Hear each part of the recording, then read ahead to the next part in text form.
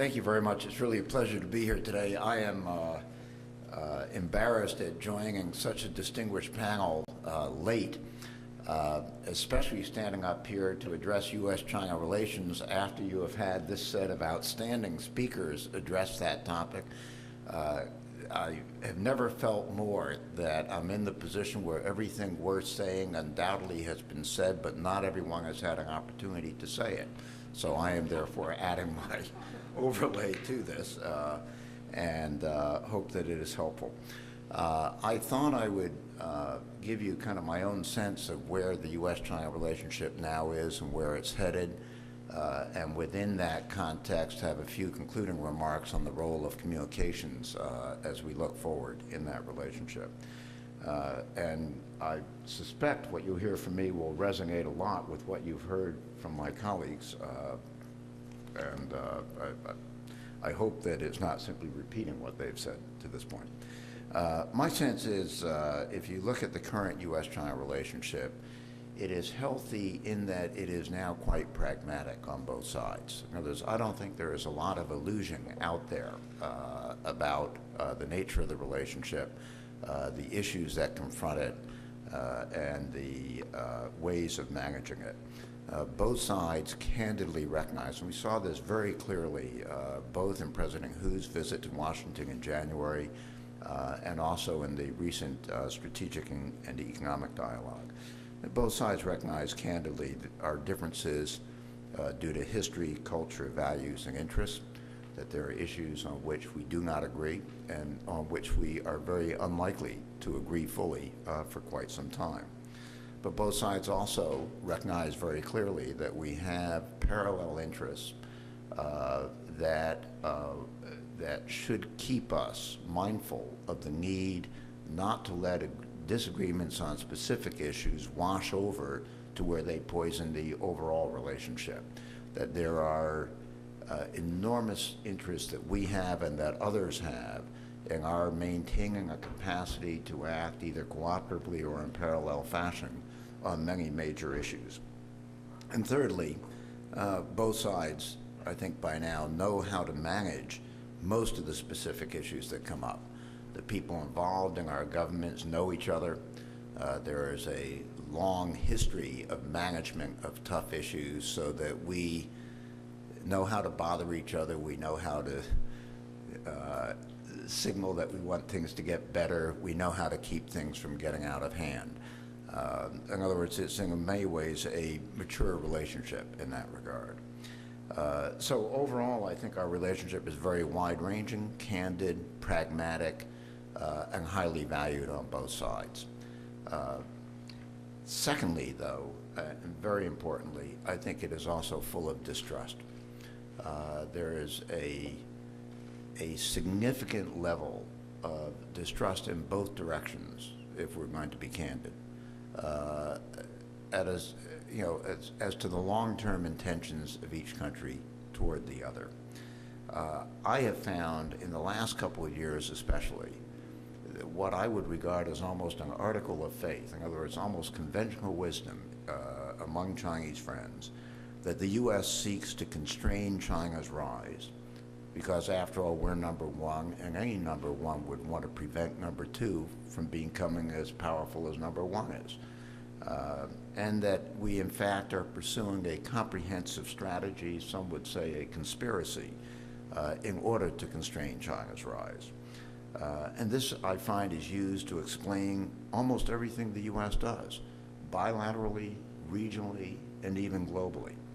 And I mean, this obviously is a kind of perspective that is exceptionally corrosive when it makes it difficult for the U.S. to do something without at least a significant number of important people in China sitting there thinking, that's simply a tactic in order ultimately to do us damage, right? I mean, it's very hard to build a sustained, healthy relationship when you have that perspective. And frankly, that perspective encourages kind of mirror imaging on the U.S. side. Gee, if they're that concerned about us and preparing to deal with us in a more adversarial fashion, we ought to take that to heart and prepare for an adversarial relationship. And so we take moves that then reinforce Chinese suspicions.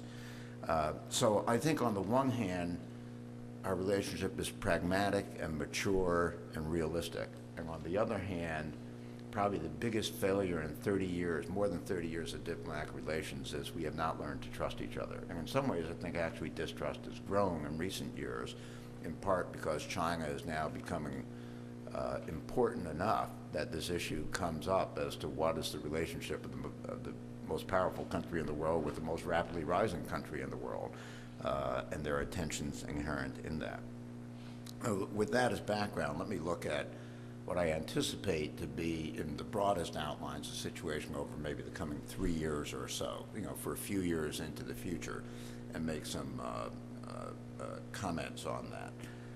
I think actually we have basically a pretty stable framework in place for our relationship over the next few years at least. I think that was frankly one of the goals of the summit meeting in January, both sides recognizing that we have a presidential election coming up. China has a very significant generational transition in leadership coming up, and both sides wanted, facing a highly political couple of years, to get a solid framework around the relationship to keep it on a steady and secure basis. To me, I'm sure some would disagree with me, but my own sense is that on the whole, the major security side of the relationship is actually in relatively stable shape. As I look at the big security issues out there, there are obviously underlying tensions, but I don't expect any big surprises over the next couple of years. These things are always subject to being proven wrong by tomorrow. To me, if something is really going to throw a wild card into the security relationship, it would be North Korea. And it isn't some action that North Korea would take as if North Korea becomes massively unstable. I don't think either we or China are prepared individually or together to cope with that situation in a predictable fashion. So that to me would be an enormously consequential development were it to occur. Taiwan could become a more difficult issue for both of us if there is a DPP victory in January. But I don't think it's something that's likely to become, in a sense, a crisis. I think it just will become a more difficult issue to manage, and one that will take a little more work than a different electoral outcome would produce.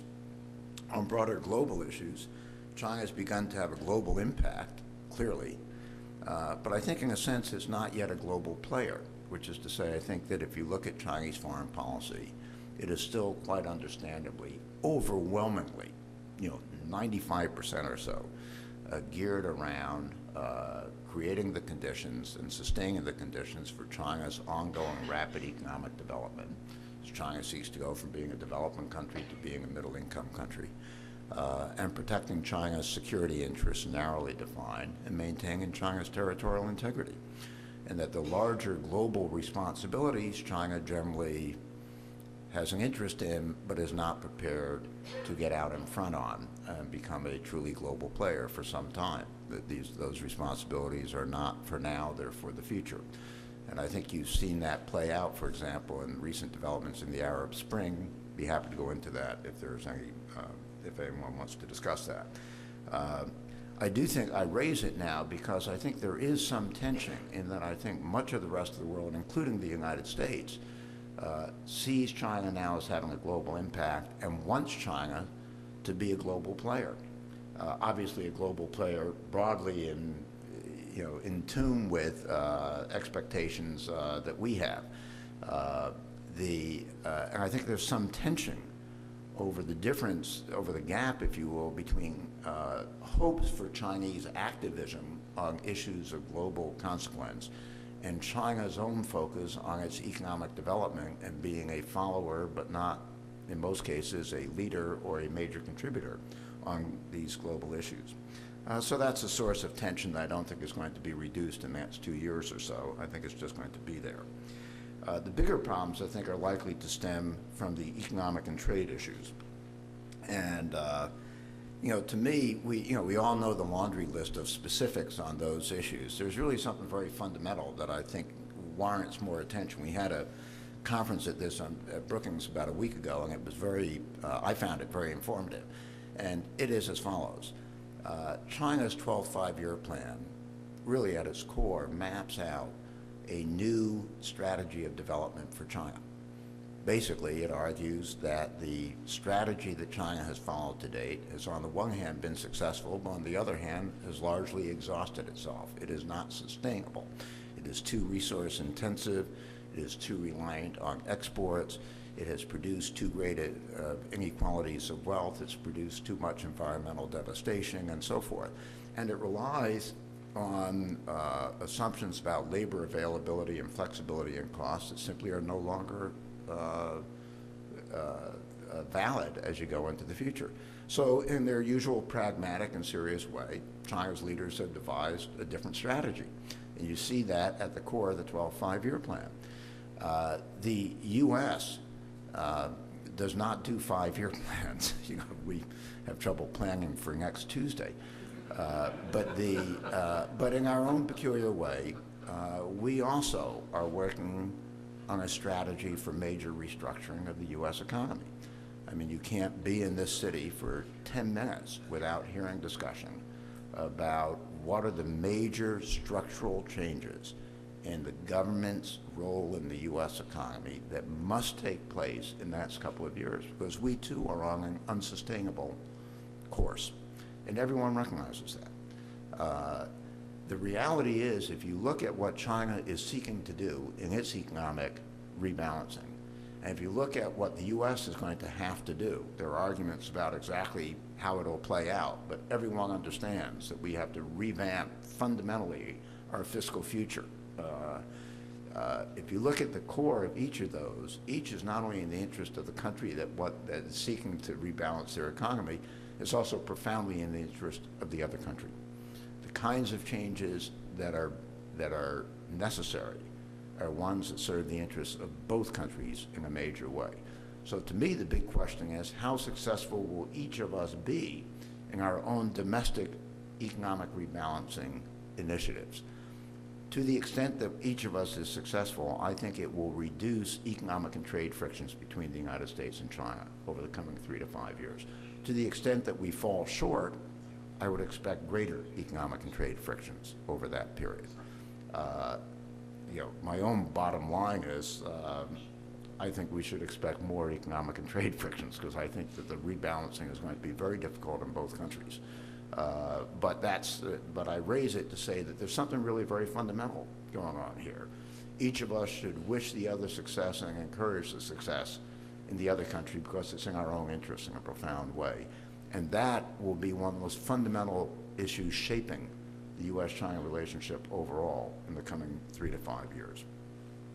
Let me raise one final issue, and I think I've shaped this talk to reflect the nature of the relationship now, which is to say not wishful thinking, but pragmatism and addressing candidly very difficult issues.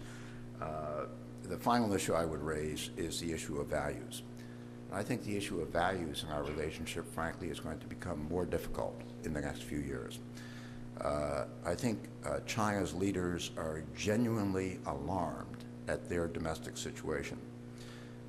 They're very mindful of their need to change their development strategy. They have adopted a new strategy. They recognize the current strategy is largely exhausted. And I think they're very mindful of the reality that they're very unlikely to be wildly successful in changing their development strategy, that this is not easy and is going to be politically costly and is going to proceed slowly and unevenly.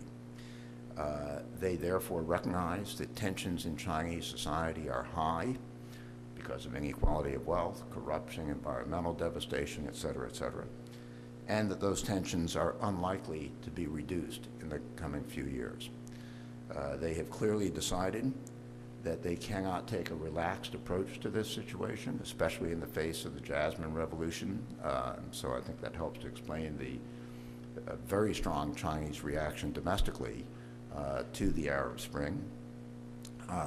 And I see no reason why we should expect China's leaders to change what is a rather tough approach that they've adopted to maintaining social stability, given high levels of tension and fear about massive instability.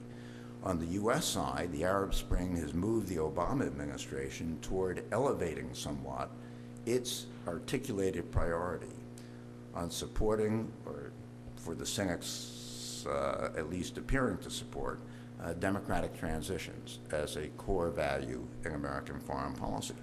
And I think that in turn is likely to feed into China's distrust of America's long-term intentions toward the PRC. So let me make a few comments by way of conclusion. One, the U.S. and China on the whole have established a solid framework for their relationship. They know how to manage reasonably well most of the major issues that we confront. So I am not here anticipating some walking off a cliff in our relationship. I mean, the fundamental statement is I expect it to remain relatively stable going forward.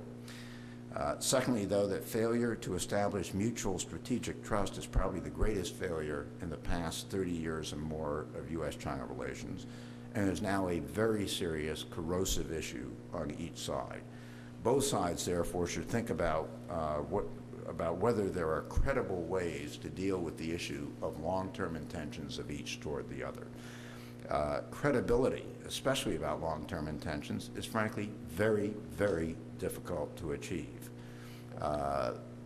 Just think about what you would do to signal credibly that at 15 years from now you seek a cooperative and constructive relationship rather than a fundamentally adversarial relationship. I think accuracy and willingness to deal with the tough issues is a necessary part of what works, and that anything else actually has the net effect of reducing credibility and inadvertently of confirming suspicions. Let me, in that context, speak for a moment to our military postures vis-a-vis each other, and I guess I'm playing off of a discussion that began earlier here on the military relationship. I think our overall strategic military postures, especially in the Western Pacific, are not likely to be helpful. In other words, I do not think that our overall strategic military postures in the Western Pacific are likely to signal mutual trust and constructive interaction over the coming 15 years. Mil-mil relations, I think, are nevertheless very important, the kinds of exchanges we develop and dialogues and all that kind of thing, but they're important more for making sure that in a crisis there's enough mutual familiarity and mutual trust that crises don't spin out of hand. That's different from the fundamental military postures on each side and the nature of military development, new weapons systems, new technologies, new doctrines, and so forth. So to my mind, the issue is whether other parts of the relationship, the non-military parts of the relationship, can carry the water on the overall issue of strategic distrust. And within this context, clearly, communications will be very important at all levels. Track one, track two, between our business and intellectual communities, and at a broader popular level.